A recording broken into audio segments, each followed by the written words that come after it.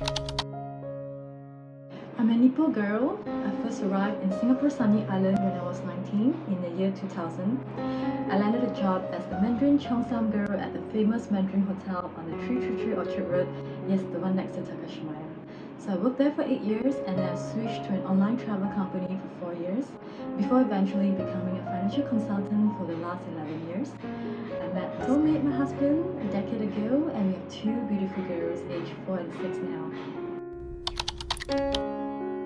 I was diagnosed with inflammatory breast cancer last October 2022, and I would like to document my story, my journey, while still vivid and fresh in my mind, to share my story to inspire others, especially mothers with 2 young kids who might be going through a difficult time right now. Regardless of what stages you're at, you're not alone. I'd like to also create a community and invite others to share their story with me, because every story, cancer story are different as we walk a different journey, but we all share the same heart. I would like to also dedicate this to my dearest friends and family who've been supporting me. You know who you are, and I'd like to thank you from the bottom of my heart, especially for my darling husband Gabriel and my 2 loveliest girls, Gabrina and Gabrielle. Well, you both are too young now to understand what mommy is going through, but when you're older, you can look back at this video and be proud of your mommy. So this is my little gift and my legacy for you to remember. So it started with some rashes appearing on my left breast, which I thought that with some rash cream it would go away, but it didn't. So it slowly hardened within 2 to 3 weeks. And from then on, I thought, what is happening truly? What is happening? I had this unsettled feelings. And what happened was last year, October, so happened is that my company had the breast cancer awareness webinar. So there were doctors there, and I thought, okay, since I don't have any doctor prior, I thought I just search online for the Pro Panel Connect doctors and from the doctors who given the webinar talk, and I just make an appointment just to tell myself that what is the possibility. It could be a cyst. I think I'm in self-denial, so I thought it could be just a cyst and a milk clot, because the hardening really resembles when I was last breastfeeding my girls. I had a milk clot, but instead of 2 breasts, it's just on one side of the breast. So I made an appointment, and I got a pretty fast appointment. I remembered that I went back from Malaysia for a short trip, and then I came back from Malaysia, and when I'm back on a Friday, sometime Friday evening, I made an appointment, and I managed to secure an appointment on Monday, which was a very memorable date because it was a 10-10-2-2. So I still remember, I told my husband, let's go to the appointment together. So he accompanied me, and when we went there, it was Dr. Lim. I was assigned to Dr. Lim Siu Kwan. So she was there, and immediately she took a visual look at my left breast, and the first word she said was suspicious. So this word is not a very positive word.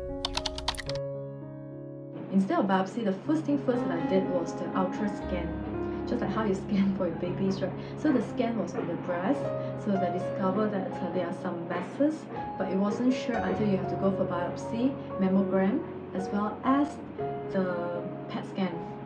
She immediately put me on a biopsy test. She asked me to go for a biopsy on the same day, and I was guided to a biopsy which cost around $10,000 to $15,000. So the same day I took a biopsy, I was under the anesthetic. So it was actually, I can feel it's painful, but it wasn't that painful. It was more after the effect of the anesthetic wearing off. So they poked to the left breast and a little bit to the right as well. It's because they just want to make sure that, you know, usually left and right just want to play safe. So the same day, Monday, 10-10-2-2, I went for the ultra scan, I went for the biopsy, and then I went for the mammogram, and I was told this is a 3D mammogram. So at first I was like worried about mammogram being very painful, but I was told this is 3D mammogram. So I was very consoled that the mammogram was less painful. And the PET scan, I have to schedule it. It's not within the same hospital and clinic, so I have to go through Paragon, and it was done the following day on a Tuesday. But the result was only out in the same week on the Friday, which was the 14th October. I still remember vividly that when we went for the 14th Friday appointment, we were sitting outside the doctor's clinic, and I tell myself that, okay, fine, what's the worst that could happen? What is the worst thing? 3rd stage, 4th stage, that's the worst, right? Because what's the best case scenario, worst case scenario? But when the clinic door was open and we went in, Dr. Lim read out the result. She said, I'm afraid it is a 3rd to 4th stage. And at that point, my whole world really collapsed. The first thing that comes to my mind is that I have 2 young girls. They were then 3 and 5 years old. They are the first thing that pops out of my head. And how many more months do I have? I tell doctor. I wasn't joking, because I do not have any prior experience to this whereby anybody close or a client who went through a cancer journey, so I do not know what to expect totally. I just felt it must be a mistake. And I still remember that the night I went home, after the whole result was given to me, we don't have time to digest, and I just sleep. And the next day I thought that it is a dream. I even thought it is a dream and it's a nightmare, but it is not. So I asked her, what should we do? What should I do? What can we do? So the answer was given is that, do you want to start your chemo soon? Chemo is the only way, or is the way to eradicate cancers. Okay, I said, when? Do you want to start the next day? So I was like, what? The next day? Saturday? Can you give me time to digest? And for a moment I thought, okay, if I have to go through it, just let's do it. But apparently Saturday, Sunday, the hospital, there's no availability. So they gave me a slot on Monday, and I was told that I have given options of inpatient or outpatient. I said, what's the difference? Okay, so inpatient is more expensive because you have to find your hospital bed, but it wasn't available yet. So I said, fine, outpatient is fine. So they did the outpatient for me, whereby I take a look at how is the room. It's actually just a private room within the clinic. Of course, there are open spaces as well. And I was given the room to be doing the chemo, and I started on 17. You know, when such things happen, usually, naturally, it should be immediate family, right? But because my immediate family, my mom and dad, they are both in Ipoh. So I don't want to break the news over the phone. I want to be able to tell them in person, but I'm not sure whether I can travel back to Ipoh yet. The first person that I told that was very close to me was my sister. I asked her, can I give you a call?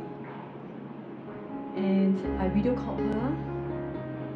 I told her that, hey, I'm diagnosed with cancer. I want you to be the first to know. And I don't remember how the conversation went, but I just remember her tears just rolling down her cheek. I think she felt so sad for me. I think she can't accept the news as well. And the next person was my extended family. So my extended family consists of my mother-in-law, my father-in-law, and my sister-in-law. So I remember usually have family dinner on a Sunday evening. So as usual, we just arranged a dinner, and after the dinner, I sat them down in the sofa in the living room. I have something to share. Just be mentally prepared. Maybe the person that I wanted to convince more or to break the story in a proper way was my mother-in-law, in case she asked me questions before I finish my sharing. So I told her that, Mommy, Daddy, I have breast cancer and I need to go through chemo, and I just asked for this period of time that you be understanding. I may not be able to be as normal as I am as usual. I just ask for understanding that at times maybe I may not be able to do certain things for you, or because I do not know how's the journey gonna be like. And you know that I've been always blessed. We have been always blessed that from the day I entered the family, we have 2 beautiful kids. When I have 2 pregnancy, I have no bad symptoms like vomiting, diarrhea, or nausea. Even after two girls were out, I have no postpartum issues. There is none. And even during my menses, I don't have cramps. I don't have mood swing. I think I'm pretty much blessed for almost all my life. But this cancer is really something that I was truly uncertain. It's because I do not know what it's gonna do to my body, mentally, physically, emotionally. So I just want you to be there for me, emotionally, physically, and mentally, because financially you don't have to worry a single cent about a thing at all, because I'm fully covered with medical. You don't have to worry about a single cent. Later on, I share with a few of my very, very good friends. They are also in a shock because they know me to be very positive, to be very healthy, and I don't anyhow eat, and I don't have any family history. But I think I can tell that they can feel for me, and I'm just sharing with some of them just to preempt them how it's going to be like. This is just the beginning, and I'm sharing with them first because they are very dear to me. And to my husband, I think he couldn't accept it. I can see that he's very down. I can see that he wasn't himself.